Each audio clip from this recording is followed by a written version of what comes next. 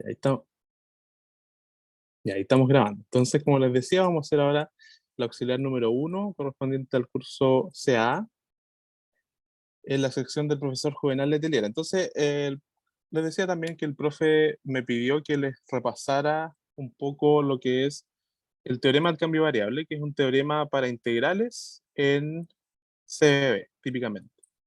Ya, entonces, leamos el problema 1 y vamos a ver de qué se trata un poco esto. Entonces, dice, considera la región omega del espacio que encierra la curva cerrada dada por la expresión esa ahí, x cuadrado partido en a cuadrado más y cuadrado partido en b cuadrado igual a 1. Antes que sigamos leyendo, ¿alguien sabe qué región es esa? ¿Qué curva es esa? Porque ahí nos dicen que es una curva. ¿Una elipse? Exactamente, una elipse.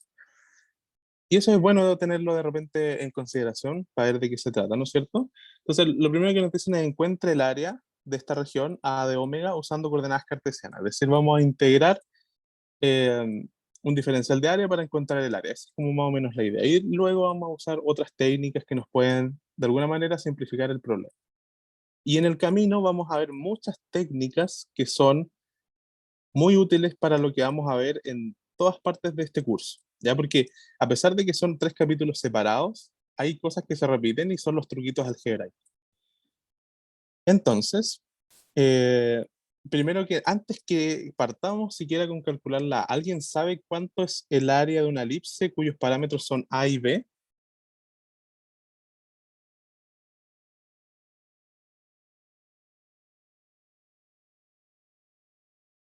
De hecho, podríamos partir, si no lo saben, por tratar de, a ver si alguien lo dijo, pi por A por B, exactamente eso es. Entonces, eso es a lo que vamos a llegar. Y está bueno que lo sepamos de antes. Entonces, primero, por si alguien no había cachado que era una elipse, se pueden apoyar siempre por estas herramientas matemáticas que son, yo creo, muy buenas, más bien computacionales más que matemáticas.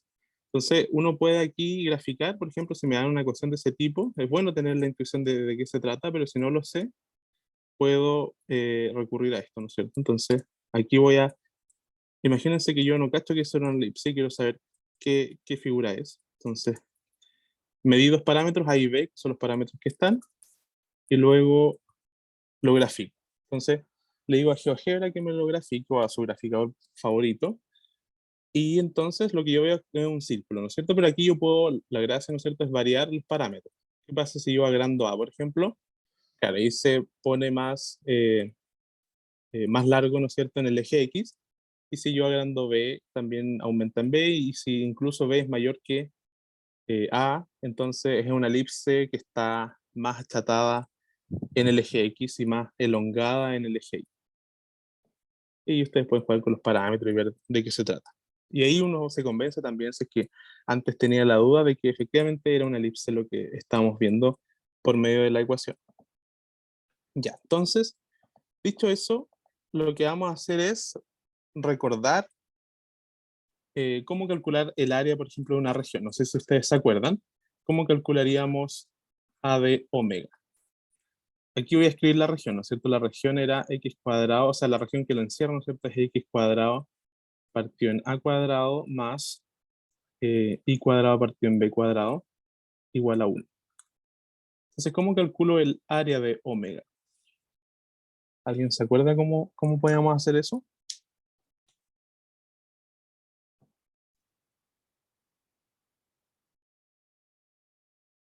Se podía, como usando la simetría de la elipse, como calcular una mitad y después multiplicarlo por dos con la integral. Claro, exactamente.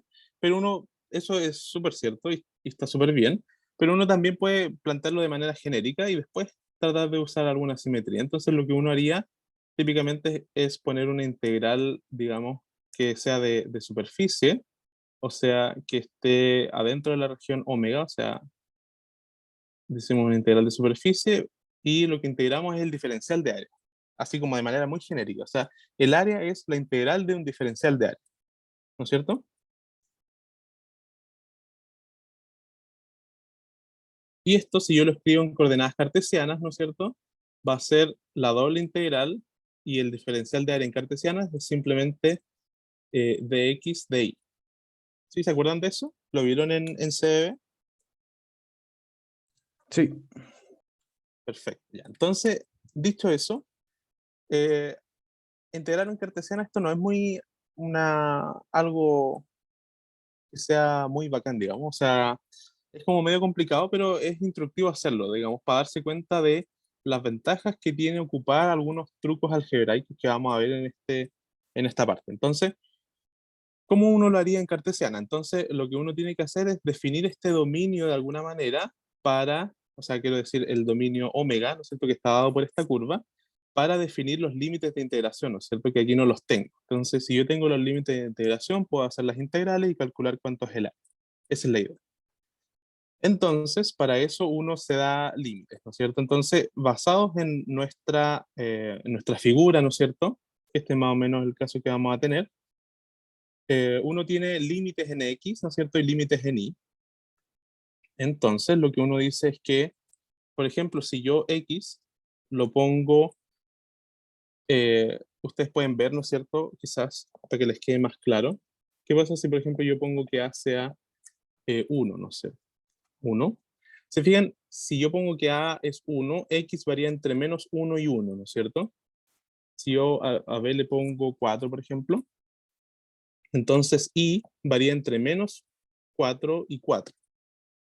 Entonces, eso me sirve para acotar mi región y para definir efectivamente qué es lo que está dentro de la curva. Entonces yo puedo decir que X va a ir desde menos A hasta más A y que y esto hay que tener ojo, esto probablemente lo vieron en CB, pero esto no es un rectángulo, ¿no es cierto? Si fuera un rectángulo yo pondría menos B y B, pero como esto no es un rectángulo, es una curva que está dentro de, o sea, es una región que está dentro de esa curva, entonces lo que yo tengo que hacer más bien acá es escribir esto como menos, ¿no es cierto?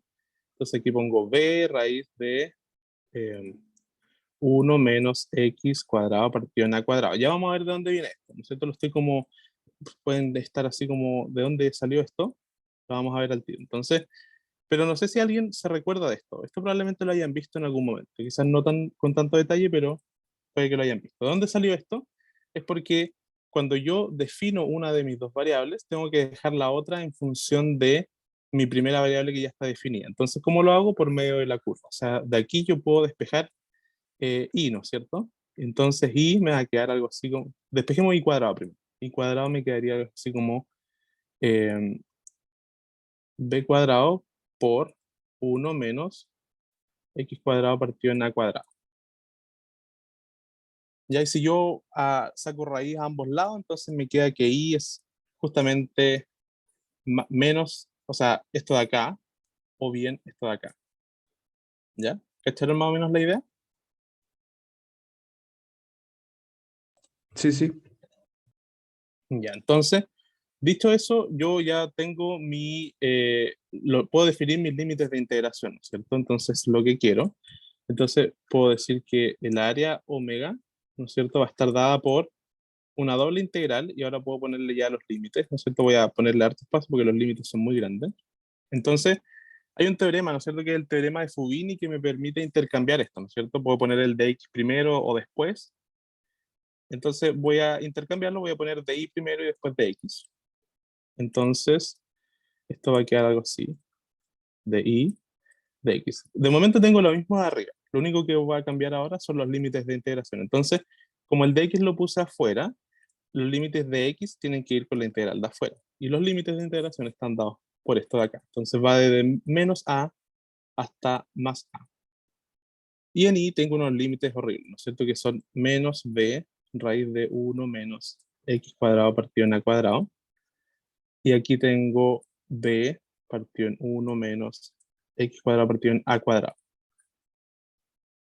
Esos son mis límites de integración. A pesar de que son muy raros los límites de integración, la integral no es tan complicada porque simplemente estoy integrando de y. Aquí pueden asumir que hay un 1, ¿no es cierto? Multiplicando. Estoy integrando 1 con respecto a y en esos límites de integración. No es tan complicada la integral, ¿no es cierto? ¿Cuánto va a dar esa integral?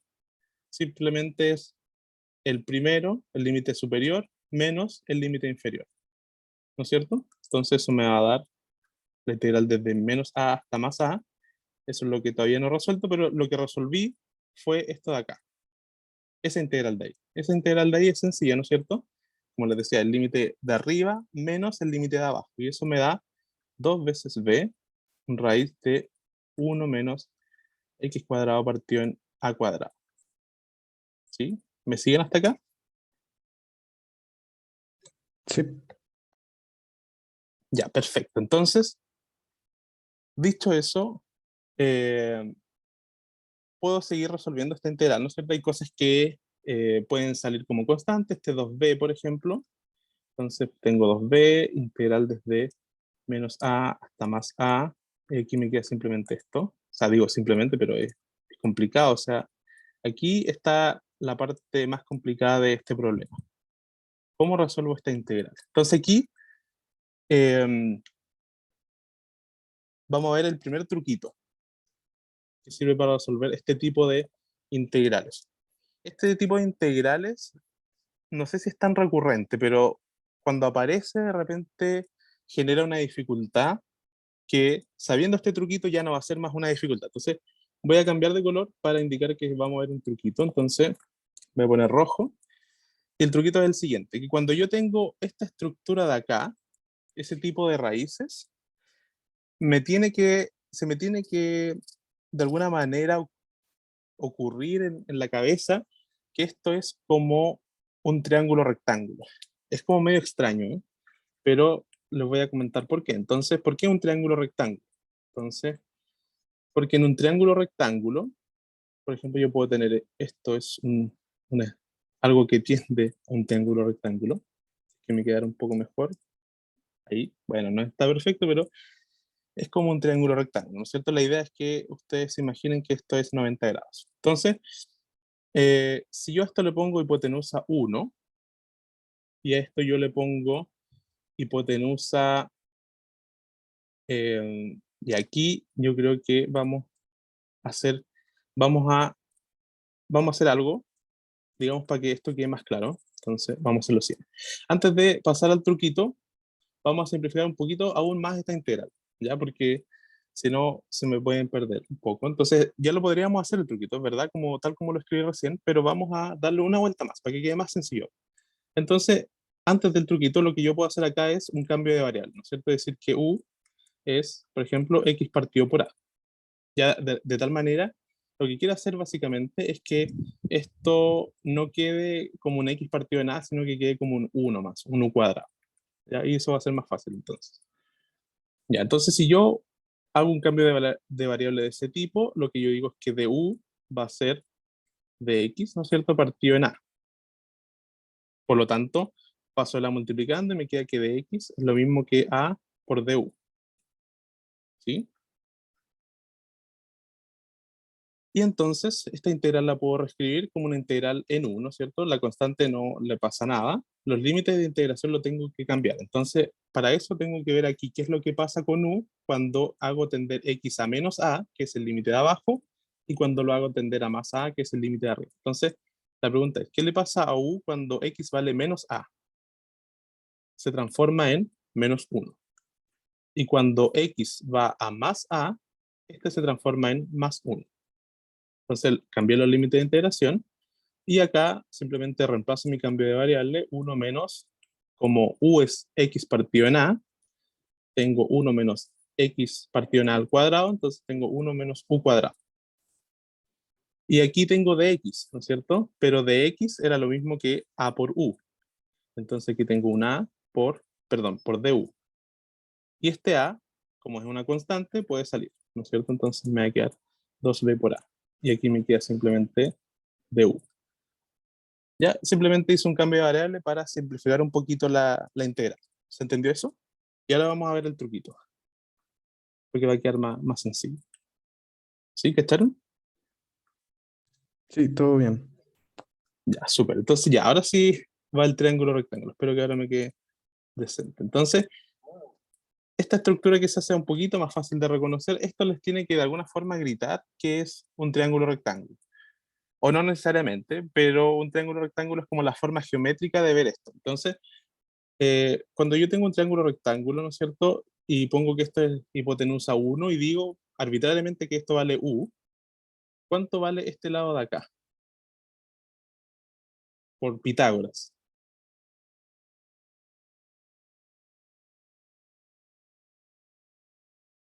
Entonces vale raíz de 1 menos u cuadrado, ¿no es cierto? Simplemente por Pitágoras. Porque los catetos al cuadrado tienen que sumar 1, porque eso vale la hipotenusa.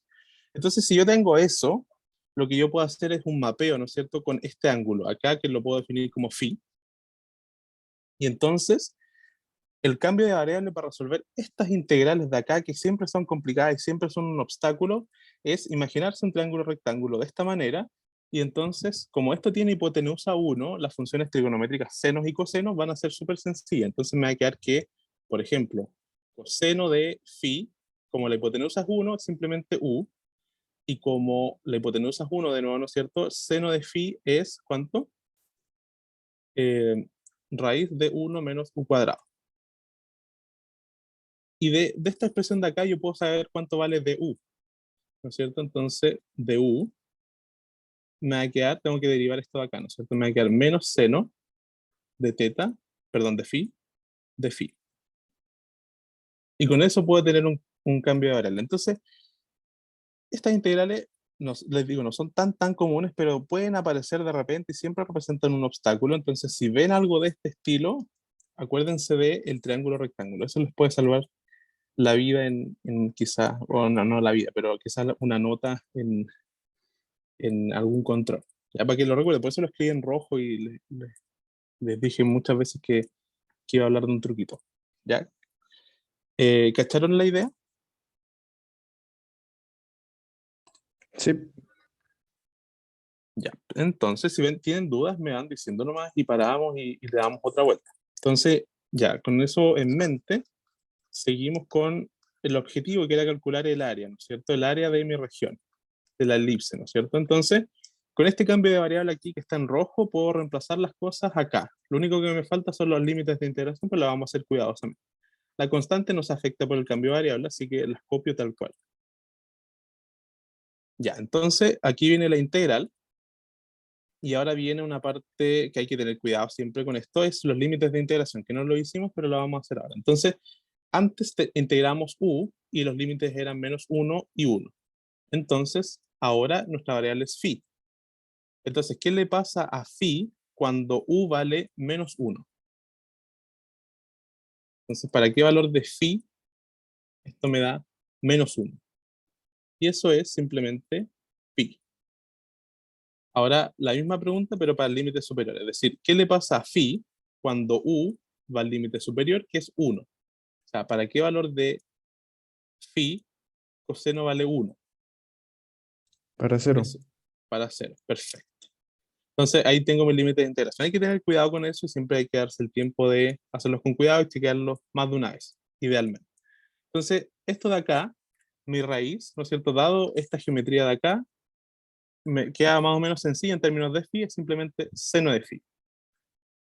Seno de phi. Y luego tengo el du, ¿no es cierto? Lo tengo acá también. Entonces me queda menos seno de phi. Entonces, con el menos me va a quedar por menos seno cuadrado de phi de phi.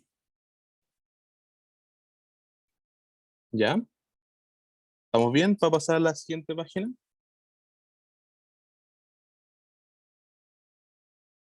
Sí. Vale, entonces vamos a ver si podemos hablar un poquito de esto. Ya está. Entonces, si se recuerdan bien, teníamos que a de omega era algo así como 2 por a por b, por la integral desde pi a 0. Aquí había un menos y aquí había un seno cuadrado de phi de phi. Yo no tengo muy buena memoria, así que vamos a checar si es que está bien. Sí, está bien. Súper bien. Ya, entonces, lo que yo puedo hacer rápidamente, ¿no es cierto?, es absorber este menos por los límites de integración, ¿no es cierto? Si yo cambio el orden de los límites de integración, este menos se me va, ¿no es cierto? Entonces, aquí el truquito es, o sea, no es un truquito, sino una propiedad que tiene las integrales. Si yo doy vuelta a los límites, lo pongo de 0 a pi, eso me suelta un menos, que con este menos quedan más. Ya, simplemente una cosa que hice. Ya, y ahora viene otro problema que también suele ser recurrente, y este yo creo que es mucho más recurrente en este curso, y este sí que lo van a ver, pero a cada rato, y tanto en cálculo vectorial, más aún en cálculo complejo. y probablemente también en el último capítulo. Y esta sí que se repite mucho, que es cómo calcular esta integral de acá. Entonces, esta es una integral que probablemente la hayan visto en diferencial en algún momento, y como ya puede que se hayan olvidado de eso, ¿cómo calculamos esta integral? Les va a aparecer un montón de veces. Entonces, bueno saber el truquito de cómo hacerlo. ¿Alguien sabe cómo se hace?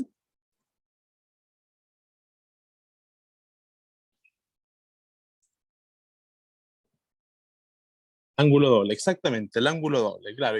Y aquí hay una identidad, ¿no es cierto? Uno se puede aprender la identidad de que seno cuadrado es no sé cuánto coseno de 2 phi menos 1 partido no sé cuánto.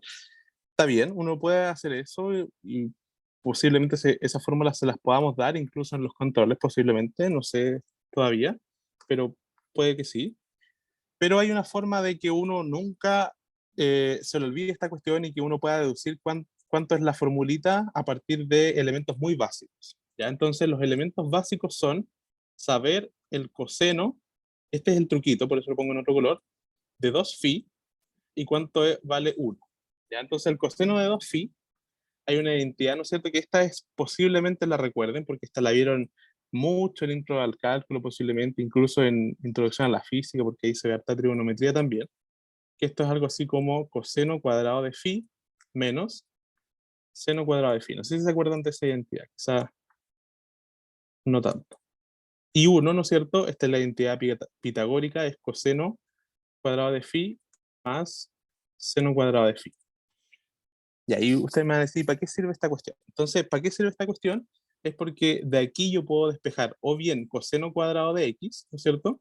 O puedo despejar seno cuadrado de x y dejarlos en términos de coseno de un doble ángulo. Esa es un poco la idea. Entonces, por ejemplo, si yo quiero, a partir de acá, ¿no es cierto? Como en mi integral tengo un seno cuadrado, me gustaría saber cuánto es seno cuadrado de phi. Entonces, lo que yo hago es restar las ecuaciones. Digamos, si yo las resto, estos se me cancelan, y aquí me queda 2 veces seno cuadrado de phi, ¿no es cierto?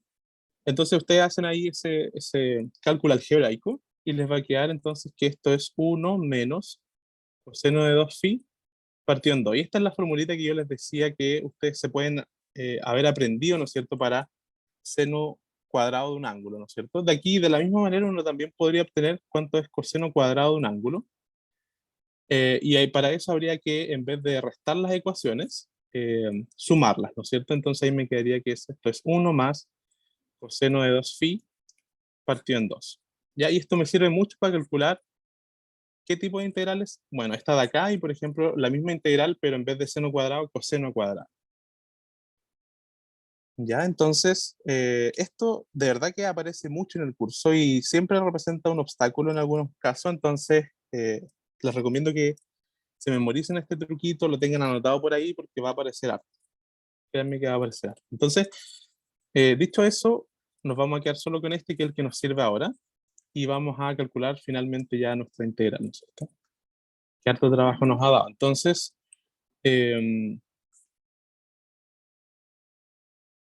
estamos calculando el área, ¿no es cierto? Las constantes las copio nomás. Y aquí entonces voy a reemplazar mi identidad, ¿no es cierto? Entonces tengo un medio, lo voy a escribir así como un medio, menos un medio de coseno de 2 phi de phi. Entonces aquí, como tengo la integral de una suma, es lo mismo que la suma de las integrales, porque la integral es lineal, ¿no es cierto? Entonces tiene todas las propiedades de una transformación lineal. Las constantes, por supuesto, las dejo acá. Y entonces voy a calcular la primera integral. La integral de un medio de phi entre 0 y pi. ¿Cuánto da eso? Da pi medios. Esa es la primera integral. Esa de ahí. Y la segunda integral. Entonces quizá se pueden haber perdido. Entonces vamos a hacerlo con hartos detalles. Sabiendo que este es como el auxiliar eh, de repaso. Ya más adelante vamos a saltarnos un poco más paso y vamos a ir más rápido. ¿Ya? Pero para que se vayan acostumbrando, vamos a hacer en esta vez todos los pasos. Entonces vamos a separar la integral en dos. Entonces tengo la integral de un medio de phi más la integral de 0 a pi de un medio coseno de 2 phi. Por supuesto ahí me equivoqué en el signo, ¿no es cierto? Es menos.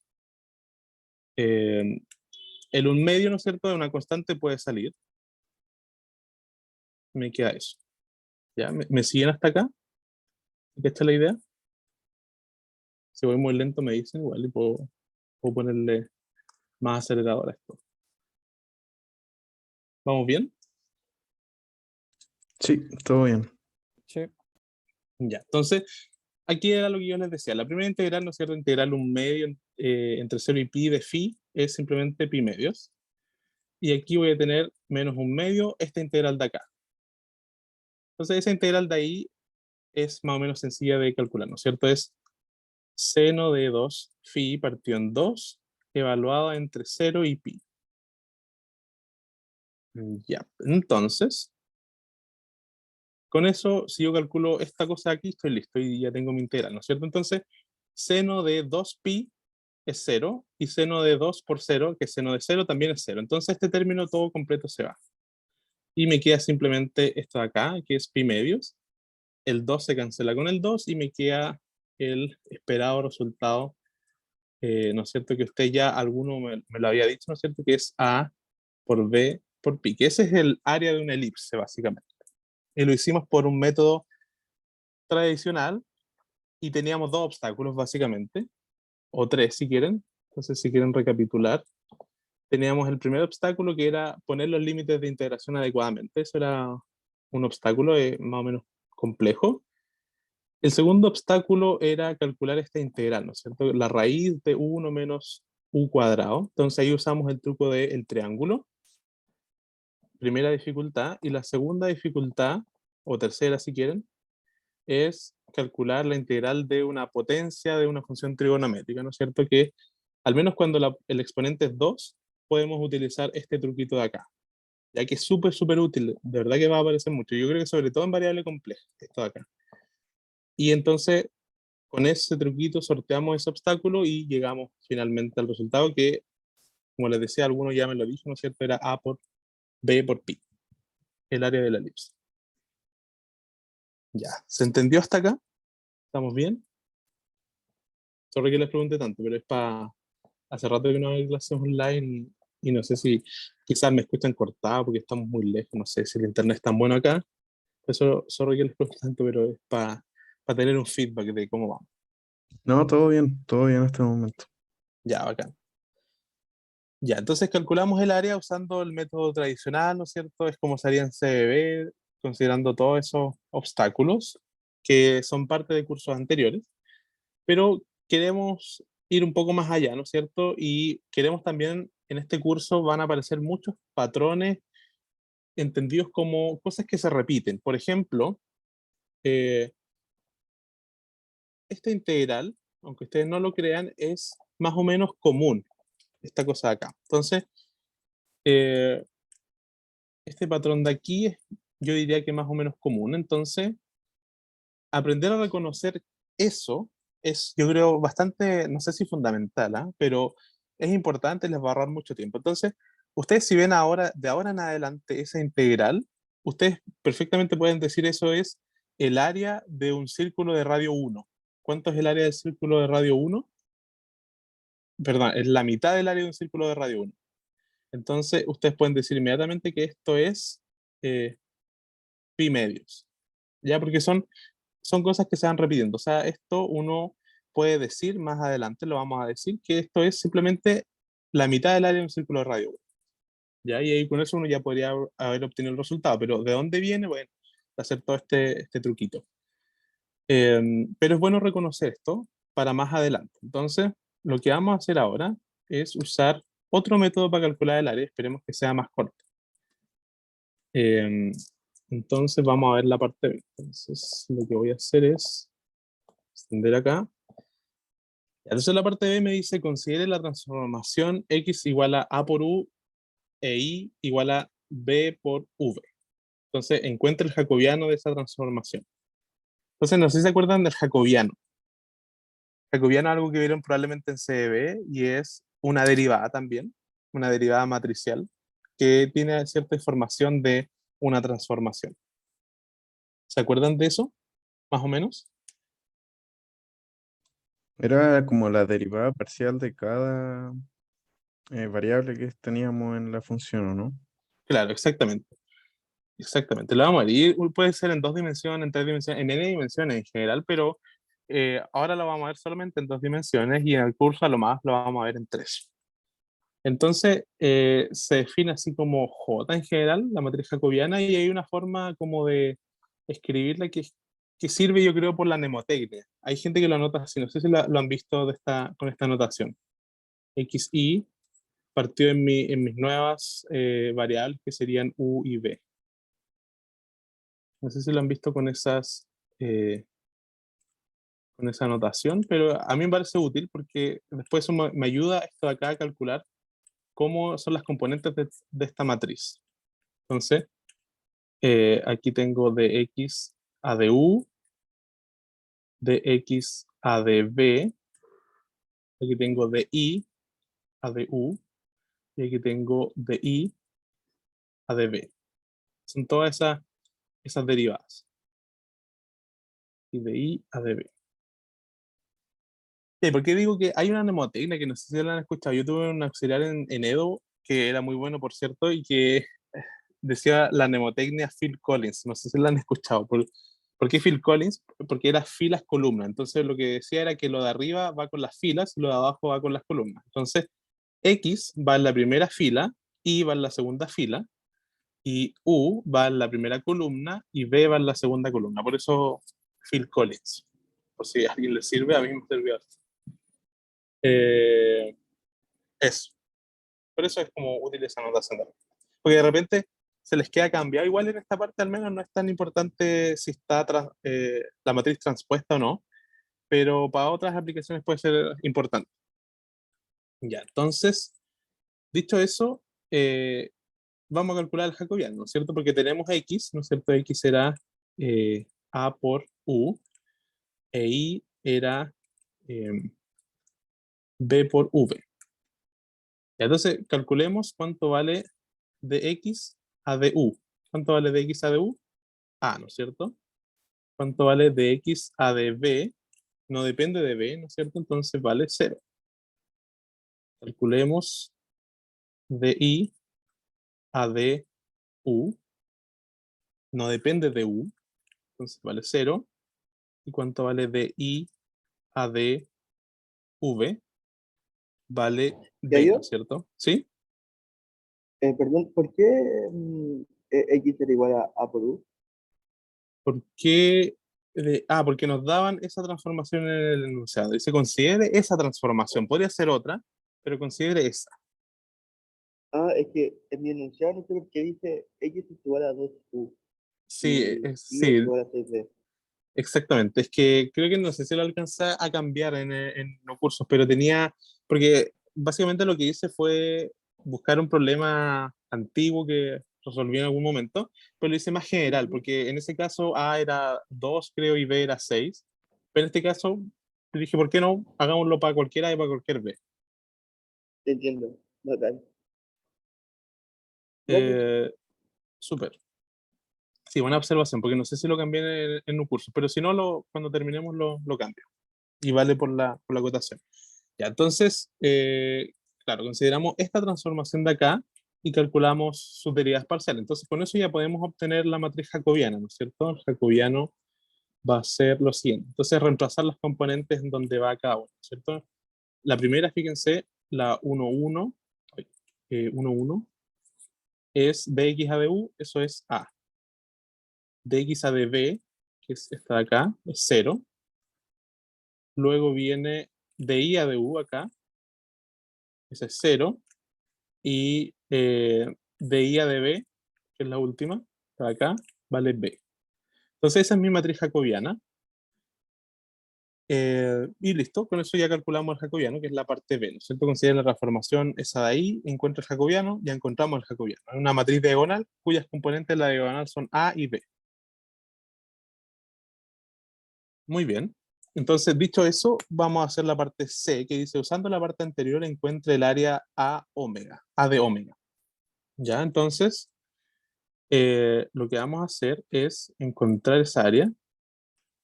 Entonces vamos a usar un teorema y este es como lo principal de este auxiliar, que es el teorema del cambio de variables. Entonces, por si no se acuerdan, lo busqué delante en Wolf, ¿no está acá? Este es como el teorema, ¿no es cierto? Que uno tiene una integral, esto es lo que tenemos básicamente, esta parte de acá, y lo que queremos es encontrar esa integral, pero en términos de otras variables, u y b, ¿no es cierto? Entonces, lo que queremos hacer es reemplazar ahí nuestra transformación en la función, y tenemos que multiplicarla por el determinante del jacobiano, y luego integramos sin problema en nuestras nuevas variables. Esa es como la receta, es una receta básicamente que me dice cómo cambiar, cómo integrar cuando cambio de variable. Entonces, lo voy a repetir de nuevo, tengo una integral en coordenadas cartesianas para una cierta función. Lo que voy a hacer es, esa función la voy a escribir en función de u y de b, o sea, la voy a reemplazar por mi transformación. Tengo que calcular el determinante del jacobiano y con eso puedo integrar en mis nuevas coordenadas u y b. Entonces lo vamos a aplicar ahora acá a nuestro problema, porque nuestro problema es el siguiente. Entonces van a ver que es un caso muy particular del el teorema del cambio de variable. Entonces a de omega, ¿no es cierto? Lo que teníamos antes, al principio, era que era la integral de omega, ¿no es cierto? De x de y. ¿Y cuál era nuestra función aquí? Básicamente 1, ¿no es cierto? Estamos integrando 1 porque eso es lo que nos va a dar el área.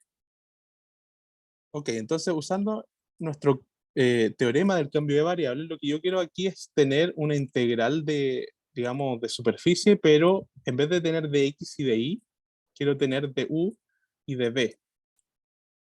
¿Ya? Quiero tener de u y de b. Entonces, ¿qué tengo que hacer para, eh, para eso? Tengo que pagar un precio para cambiar mis coordenadas y ese precio es el determinante del jacobiano.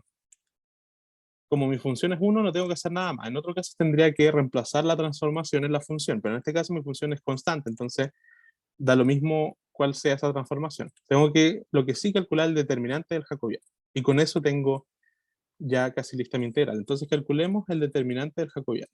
Y es sencillo en este caso porque es una matriz diagonal cuyas componentes de la diagonal son a y b. Entonces el determinante de ese jacobiano es simplemente a por b. ¿Ya? Entonces, dicho eso, esto de acá va a quedar algo así como, bueno, esto es una integral doble, por cierto. Me va a quedar la integral doble de a por b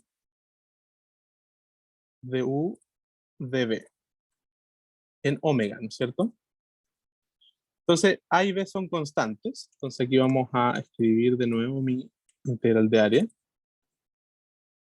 A y b son constantes, entonces los puedo sacar de la integral sin problemas.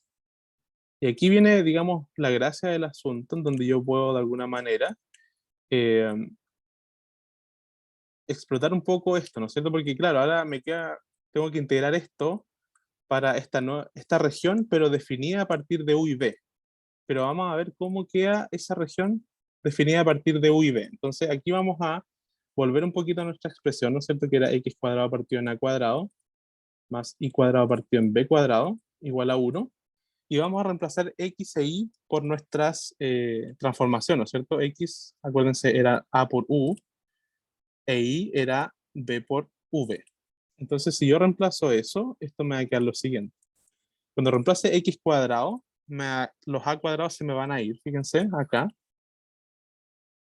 Entonces me va a quedar simplemente u cuadrado más b cuadrado igual a 1.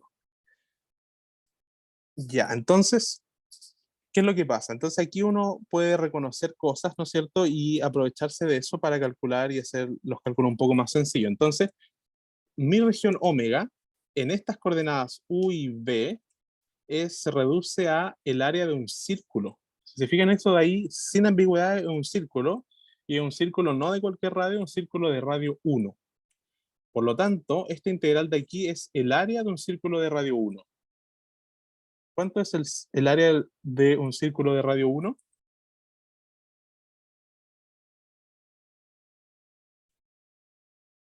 Pi. Exactamente. Entonces, el área simplemente me va a quedar a por b por pi. Entonces, con eso yo puedo calcular el área de esta elipse de manera mucho más sencilla. ¿Cómo lo hice? Mapeando el espacio cartesiano, en donde esto es una elipse, a un espacio nuevo, U y B, que no está muy claro qué es, pero en donde yo sé que la región anterior se transforma en un círculo. Y de un círculo yo sé cómo calcularle el área así, pero fantásticamente. ¿Ya? Entonces, este es un poco el mensaje que va a tener todo este primer capítulo al menos, porque y van a ver dos cosas que hemos hecho mucho, no sé si mucho, pero que en este problema están bien reflejadas, y es que una es que para llegar a un mismo resultado hay hartos caminos, ¿no es cierto? Y generalmente van a haber caminos mucho más largos que otros. Eso es importante tenerlo claro. Segundo, es que vamos a usar hartos trucos algebraicos para resolver cosas, principalmente integrales, en este curso, así que es bueno tenerlos ahí refrescados. Y lo último es que también vamos a echar mano mucho de la intuición geométrica. Entonces, buena idea no solamente tratar estas cosas como fórmulas, sino que también cachar, ¿qué es esto? Esto es una elipse, ¿no es cierto? Está bien saberlo. Si no, me ayudo con GeoGebra. Esto de aquí es un círculo. Es bueno saber que es un círculo y yo puedo, y lo vamos a ver más adelante, incluso en la evaluación uno puede decir, bueno, esto simplemente es el área de un círculo y puedo chantar que es el área de un círculo, porque la intuición geométrica y los argumentos geométricos en esta parte van a ser súper válidos también. Entonces, son esos dos componentes. Vamos a usar hartos trucos algebraicos, así que es bueno que lo sepan, y lo otro es, vamos a usar también trucos geométricos, así que es bueno que, eh, no sé si repasen quizás un poquito de las figuras geométricas, no, no creo que sea tan necesario, pero es bueno que estén despiertos, ¿no es cierto? Y despiertas cuando hayan fórmulas de este tipo, de que no sean solo fórmulas, sino que representan algo en particular. Este en este caso era una elipse y esto un círculo, pero van a aparecer, qué sé yo, planos, cilindros, qué sé yo, espirales, etcétera. Entonces es bueno que uno sepa de qué se trata cada figura, cada formulita. ¿Ya quedó claro eso? Ya yo, una pregunta. Ujú. Em, ¿Podrías volver a esto del teorema del cambio de variables? Un segundo. ¿Sí? ¿Acá o en la página? A la página. Ajá, Como el... acá, Eso. Buenísimo. Listo. Muchas gracias. súper. Claro, y aquí está, por ejemplo, esto es el que, tal cual el que usamos, con f igual a 1, y este es el caso 3D, ¿no es cierto? Que puede aparecer de vez en cuando, pero es más típico en 2D, al menos en este curso, pero está bien que lo sepan, en 3D es lo mismo, básicamente, solo que una matriz de 3x3, y tiene que calcularle el determinante una matriz de 3x3, y la función tiene tres variables, simplemente eso. Eso sería con el problema 1. Si tienen alguna duda antes de que continuemos con el segundo, no nos queda tanto tiempo, pero yo creo que alcanzamos a hacer el 2 sin problemas. Otra pregunta. Ajá, em, ¿Los AU van a ser siempre los viernes? sí, en principio sí, porque el profe tiene un problema para hacer las clases los viernes. Así que sí. Entiendo. Y el que antes era como AU se cambia de cátedra.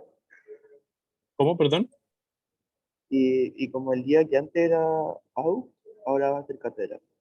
Ah, exactamente, sí, el que está en el horario, que es el miércoles como horario de auxiliares, se va a hacer cátedra. Ya, perfecto. Vale. Gracias, Yayo. Súper. ¿Más dudas? ¿Consultas?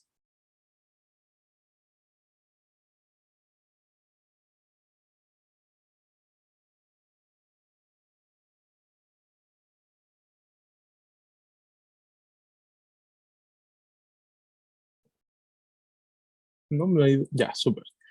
Ya, entonces, antes de que demos por pasado el problema uno, se me pegó esto, quiero darles como una tarea, no es una tarea en verdad, pero pueden intentar hacer este problema con otro camino en donde igual se va a llegar rápido al resultado, y es que consideren la siguiente transformación. Entonces, por si quieren hacerlo, si no les sale me preguntan y lo podemos discutir también, pero resuelvan este mismo problema, pero considerando la siguiente transformación. X igual a R seno de phi y I igual a R, pongámosle aquí coseno mejor. Coseno de phi, da lo mismo si seno, coseno, cuál es cuál, pero así es como tradicionalmente se ha notado. Entonces, Entonces, esto es una transformación, ¿no es cierto?, que va de X, que va de R y phi, y me va a X, y. Una transformación de ese tipo. O sea, si lo quieren ver, ahora mi jacobiano, ¿no es cierto?, va a ser lo mismo de antes, pero mis variables no son U y B, sino que son R y phi. Entonces pueden calcular el determinante de ese jacobiano, van a ver que es R, y después echarle para adelante con los límites de integración y calcular la misma integral y les va a dar también muy rápidamente que es A por B por pi. Eso. Ya. Entonces, con eso estaríamos, al menos con esta parte. Y si tienen dudas, si lo quieren hacer y tienen dudas, me dicen. Eso era como con coordenadas cilíndricas, algo así, ¿o no? Exactamente, son coordenadas polares en este caso, pero todo el mundo también podría hacer sus cilíndricas en 2D. Sí. Buena, buena. Que de hecho lo vamos a usar en el problema 2.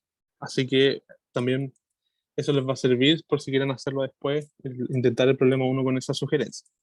Entonces, leamos el problema 2. Dice la distribución de probabilidad normal, también conocida como campana de Gauss, me imagino que la han escuchado muchas veces, porque desde la PSU que te hablan de eso, ¿no es cierto? Se encuentra en muchos escenarios distintos, por ejemplo, y esto es algo que es bastante recurrente, en la distribución de notas de algunas evaluaciones. No sé si han visto como la distribución de notas en algunas evaluaciones, que son muy campana de Gauss, hay otras que no son como exponenciales o cosas muy raras o funciones constantes, pero en algunas evaluaciones son campanas de Gauss con medias más altas o menos altas, pero campanas de Gauss al fin y al cabo. Y dice que la forma más sencilla de esta distribución es la siguiente, e elevado a menos x cuadrado. Entonces calcule la integral de menos infinito a más infinito de e elevado a menos x cuadrado de x. Entonces, claro, aquí campana de Gauss, ¿de qué me están hablando? Entonces, podemos verlo también aquí de qué se trata, que es, ¿qué es esta función? O sea, de repente uno no tiene la cabeza necesariamente qué es esa función. Bueno, esa función es, ¿no es cierto? Y la campana de Gauss es más o menos así, ¿no es cierto? Tiene una media cuya altura es bastante alta y luego se va haciendo cada vez más chica alrededor de esa media, ¿no es cierto? Y yo la puedo desplazar, ¿no es cierto? Esa tiene media cero, pero si yo, por ejemplo, hago lo siguiente, así no era, no funciona, entonces lo vamos a hacer así, x menos, pongámosle, ponemos, hagámoslo bien, entonces vamos a borrar esto, pongámosle la media, ¿cómo le pongo la media? Pongámosle m, entonces e elevado a menos x menos la media al cuadrado, ¿cierto? Entonces ahí cambió la media. Entonces la media ahora es 1, si se fijan. Ahí está el punto máximo de mi campana de Gauss, pero si yo muevo la media, se mueve la campana de Gauss, ¿no es cierto? Ahora la media es 2,7 y el máximo ahí está en 2,7. También lo puedo mover para los negativos, o sea, no hay drama con eso. ¿Se imaginan tener notas negativas? Estaría bastante feo, la verdad. Pero eso. Ya, entonces vamos a calcular esa integral. Entonces, esta, no sé si la calcularon alguna vez en CDB, menos infinito, Yo no lo recuerdo, por lo menos. ya. Entonces, vamos a hacer algo nuevo. Está siempre interesante que hagamos cosas nuevas y no repetir lo mismo de siempre. Pero esto es una clase de repaso, así que si hay cosas repetidas tampoco es tan terrible. Ya, ¿cómo calculamos esta integral? Esta es una integral bastante famosa porque no es trivial, ¿no es cierto? Porque la exponencial de menos x cuadrado no tiene primitiva, pero sin embargo uno puede calcular esta integral y tener un valor exacto, pero es muy ingeniosa la forma en la que uno lo calcula. Entonces, ¿a alguien se le ocurre cómo calcularlo? ¿Alguien ya lo sabe? ¿Se recuerda de SB? ¿Lo recibió en alguna parte? ¿Cómo podemos calcular esto? ¿Alguna idea?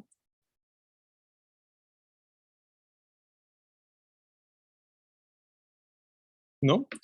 Ya, bueno, eso igual es positivo porque no lo han visto, entonces vamos a ver una cuestión nueva y al menos para mí es súper impresionante cómo a alguien se le ocurrió algo tan simple pero tan efectivo para calcular esto. Ya, entonces esto es una integral con límites definidos, a pesar de que los límites no son números como tal, son infinitos, pero los vamos a tratar como si fueran números. Es una integral definida, es decir, que los límites de integración están bien definidos. Son menos infinitos y más infinitos. Entonces, en ese caso, esta cosa de acá es una variable muda, ¿no es cierto? O sea, esto es lo mismo que, por ejemplo, menos infinito a más infinito de e elevado a menos i cuadrado de i, ¿no es cierto? ¿Están de acuerdo conmigo? Igual podríamos ponerle otra letra, la que ustedes quieran, en verdad.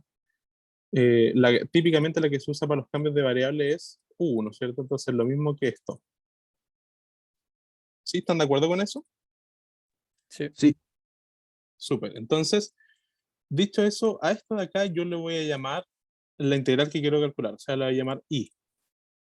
Entonces, yo voy a decir que i cuadrado, o sea, el cuadrado de la integral que quiero calcular, la voy a escribir de esta siguiente manera muy, muy astuta, que es como menos infinito a más infinito, e elevado a menos x cuadrado de x, por la misma integral, o sea, voy a copiar lo mismo, menos infinito a más infinito, pero le voy a poner otro nombre, otra etiqueta, que es i.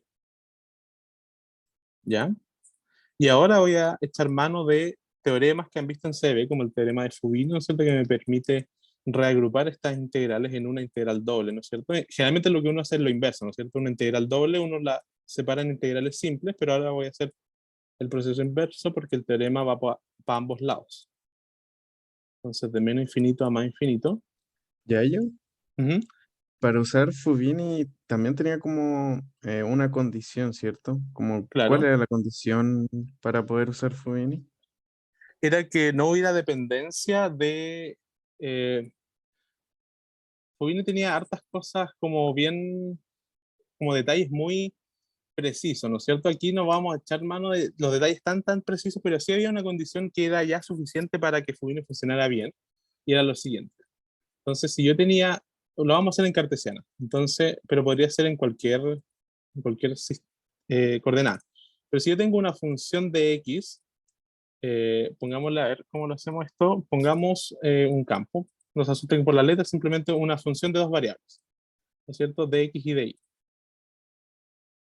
Si yo soy capaz de escribir phi de x, y como funciones separadas, como una función de x por una función distinta de y, o puede ser la misma también, pero que solo dependa de y, aquí la gracia es que sea una función que, que solo dependa de x y otra que solo dependa de y, entonces yo podía separar esto como f de x por g de y. ¿Sí? Hay otras formas en donde uno puede también usar Fubini para casos incluso no tan fuertes como esto, porque esta es una condición muy fuerte, pero hay para casos menos fuertes también uno puede usar Fubini, pero eso no lo vamos a ver en general en el curso, así que yo no me acuerdo de cómo eran las condiciones, pero con esto basta, para este caso y para muchos que vamos a ver en el curso. ¿Ya? Ya yo, una Ujú. pregunta. Esto solo lo podemos hacer cuando tenemos como una integral como con límites de infinito. Esa es buena pregunta, porque, claro, como tenemos límites tan lejos, infinito y menos infinito, ¿qué pasa ahí? Pero la respuesta es que sí, o sea, claro, la respuesta es muy buena porque matemáticamente no es trivial que se pueda hacer, pero uno puede hacer ya un análisis mucho más profundo de la convergencia, la función que uno está integrando, para darse cuenta que sí uno puede intercambiar las integrales, pero sí, es muy, muy buena tu acotación, porque eh, como el límite es infinito, no está claro que uno pueda hacer esto, pero en este caso sí se puede. Y la primera persona que resolvió esta integral hizo esto sin demostrar que se podía como hacer, ¿no es cierto? Y después más adelante, ya cuando se desarrollaron las herramientas matemáticas, alguien probó que efectivamente esto no era incompatible con ningún teorema matemático, que de hecho se podía hacer porque tiene que ver con la convergencia cuando x va a infinito de esta función y por la convergencia de esta cuando y va a infinito. Entiendo. Ya, entonces solo lo podemos hacer cuando los límites están como de infinito a infinito. O sea, en general, como que si te fueras al DIM, por ejemplo, yo te diría, bueno, cuando ya entras al DIM tienes que tener cuidado con eso. Pero en este caso, al menos y para este curso, vamos a asumir que en general lo que escribí acá se puede hacer incluso cuando tengamos los límites infinitos. ¿Dónde está? Acá, esto de aquí. Esto de aquí yo creo que es muy, muy útil para este curso, al menos. Entiendo. Ya, entonces, Vale. ¿hay algo en el chat? Sí. ¿Tiene que ver con eso de la convergencia uniforme? Sí, tiene que ver con la convergencia uniforme, pero también uno lo puede ver. Hay una cuestión que se llama, que en física igual uno, por ejemplo, para cuántica, uno tiene que de alguna manera como chequear eso para hacer las integrales, pero uno nunca lo hace porque todas las funciones funcionan, que es que sean funciones de cuadrado integrable, que es una cuestión como, no sé si quiero como hablar de eso, es muy largo, pero básicamente como que hay un criterio que se llama funciones de cuadrado integrable, que cuando tiene límites de menos infinito a más infinito, uno puede cambiar los límites de integración. Es una cuestión bien técnica, en verdad, que a los DIMS les gusta harto. Y sí es necesario para funciones que son muy raras, que tienen, no sé, discontinuidades o qué sé yo, cosas así. Pero sí, también uno lo puede ver por el lado de la continuidad uniforme.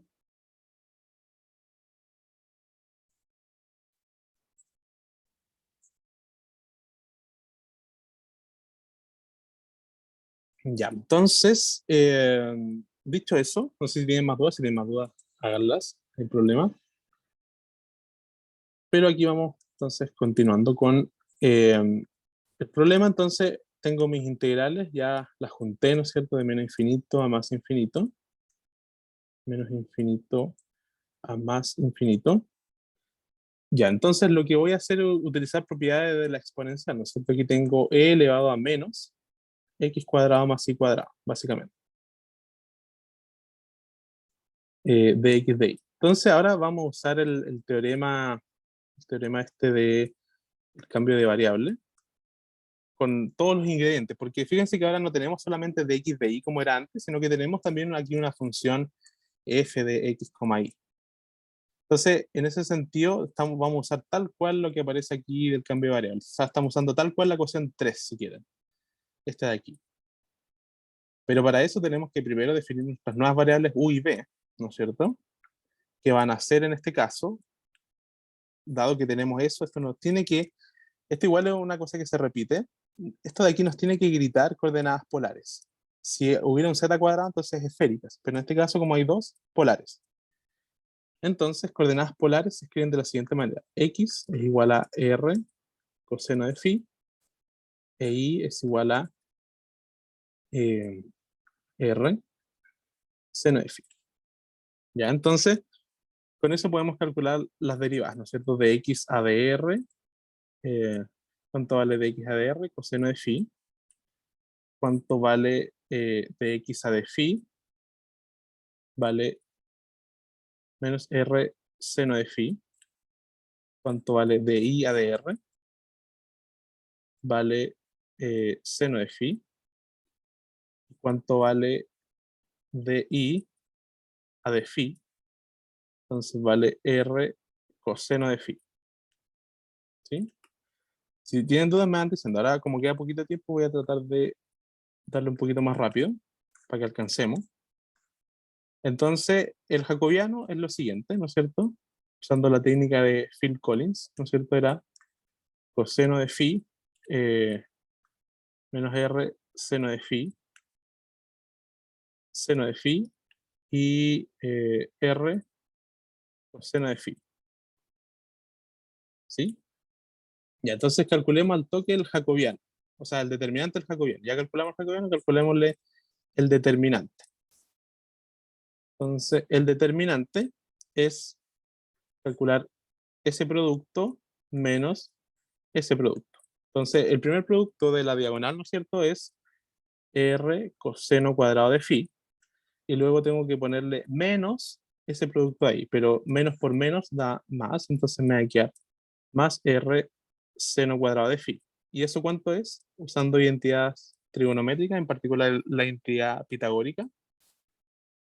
Eso queda igual a R, ¿verdad? Sí, Perfecto. Entonces, dicho eso, vamos, fijémonos en dos cosas. Entonces, quiero que se guarden dos cosas para la página siguiente. Es esta integral, que de hecho la voy a copiar para que la llevemos para allá. Eso se lo tienen que recordar y recuérdense cuánto vale el determinante del jacobiano. El determinante del jacobiano vale R.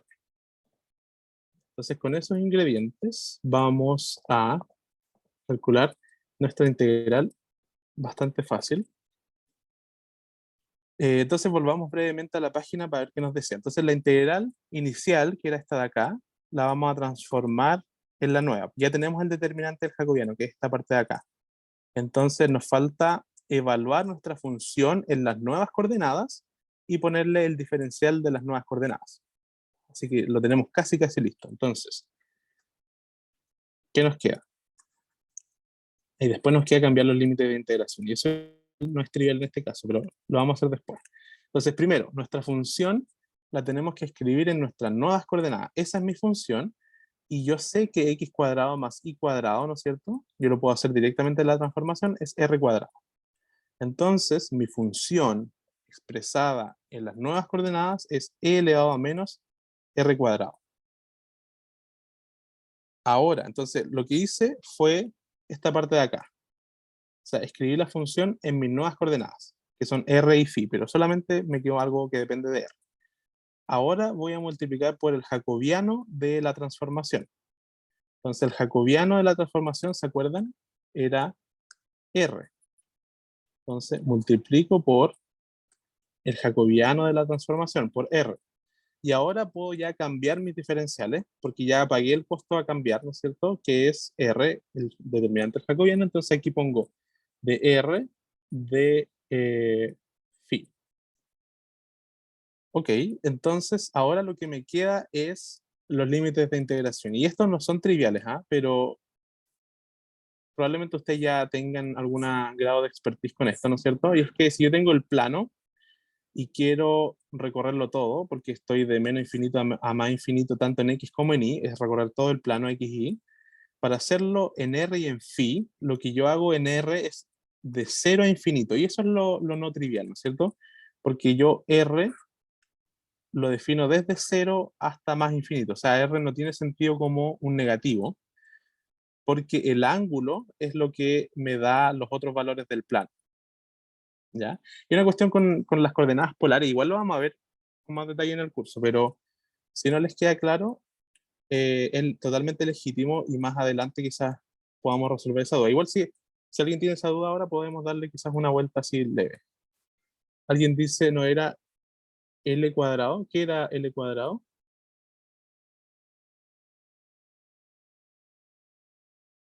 Me perdí con eso. Y cuadrado. Y cuadrado. Ah, sí, tenés toda la razón. Sí, alguien me dijo, esto no era y cuadrado. Claro, sí. Esto era la integral al cuadrado. Exactamente. Gracias por la observación.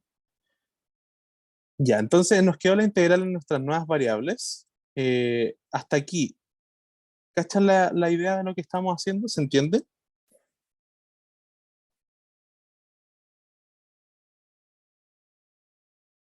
Porque ahora estamos ya a un paso de resolver esto y estamos bien de tiempo. Así que si quieren recapitular, podemos hacerlo brevemente también. ¿Estamos bien? Si estamos bien, seguimos.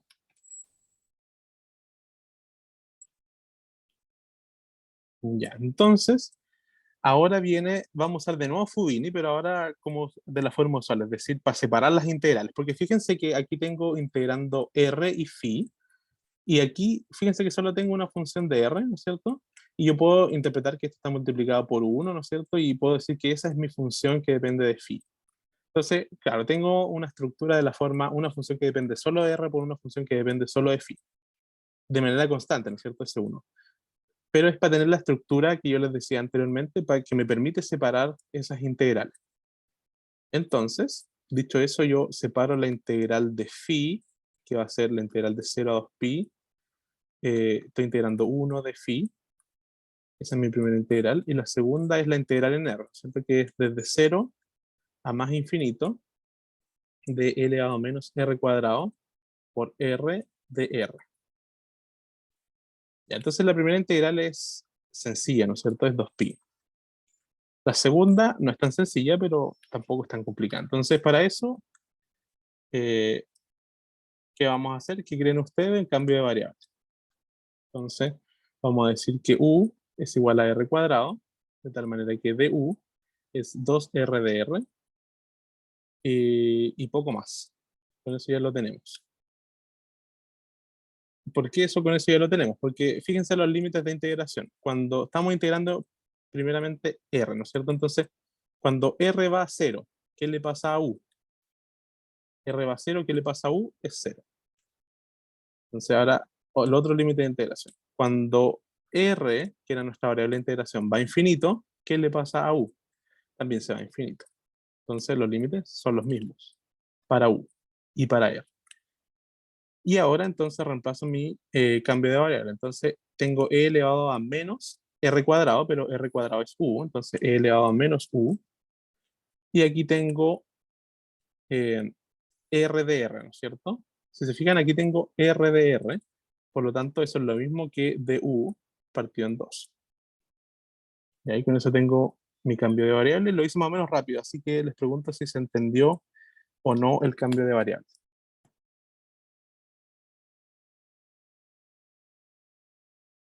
Sí, sí se entendió. Sí. Perfecto. Entonces, este 2 es una constante, sale de la integral y de hecho se cancela con este. Entonces me queda simplemente pi. Y aquí tengo la integral, ¿no es cierto?, de 0 a infinito de e elevado a menos u de u. Y entonces, pi, y tengo que hacer la integral, ¿no es cierto? Esta integral no es tan complicada, ¿no es cierto? Simplemente la primitiva de esa función, ¿no es cierto?, es menos e elevado a menos u, y tengo que evaluarla en 0 y en infinito, ¿cierto? En infinito me da 0, y en 0 me da 1. Entonces tengo 0 menos menos 1, que eso es 1. Entonces esto me queda pi. Sí, me queda pi. Entonces esto, si se fijan, lo que estaba calculando aquí era i cuadrado. Por lo tanto, consecuencia directa, i es igual a raíz de pi. Es decir, ¿qué es lo que tengo? Lo siguiente.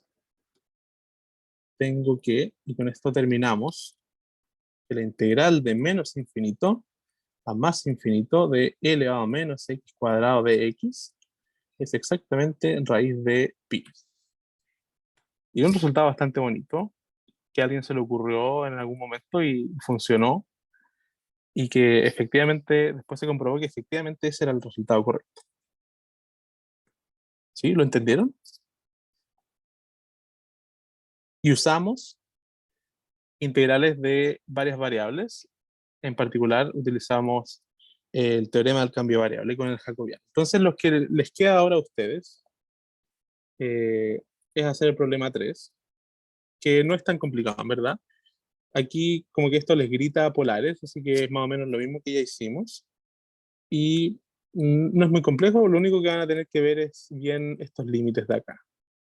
Ya con eso pueden resolver ese problema 3. Si tienen alguna duda me dicen. Lo último que les quiero comentar antes de que nos vayamos, ¿no es cierto?, es que usen Wolfram, porque eso les ayuda harto. En este curso aparecen hartas integrales de repente complicadas que hay que calcular de menos infinito a más infinito, sobre todo en variable compleja, lo vamos a ver más ahí.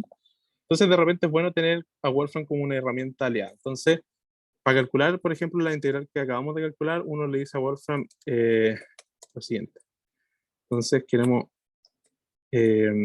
sí, queremos la exponencial de menos x cuadrado. Entonces son menos infinito a más infinito. Espero que me entienda. Que ahí está. Entonces la integral de la exponencial de menos x cuadrado de x desde menos infinito a más infinito es raíz de pi, que es justamente lo que obtuvimos. Entonces es una buena idea para practicar, ¿no es cierto? Que uno se lance ese problema y filo, como que lo puedo comprobar con Wolfram, que lo tengan como una herramienta ahí súper presente. Y también otras integrales también, que aparezcan en el camino, también las pueden calcular acá, pero la idea es que sepan hacerlas todas, pero también que puedan comprobar si van bien o no. Así que eso. Si no queda ninguna duda, dejamos la clase hasta acá, voy a parar de grabar y eso. No sé si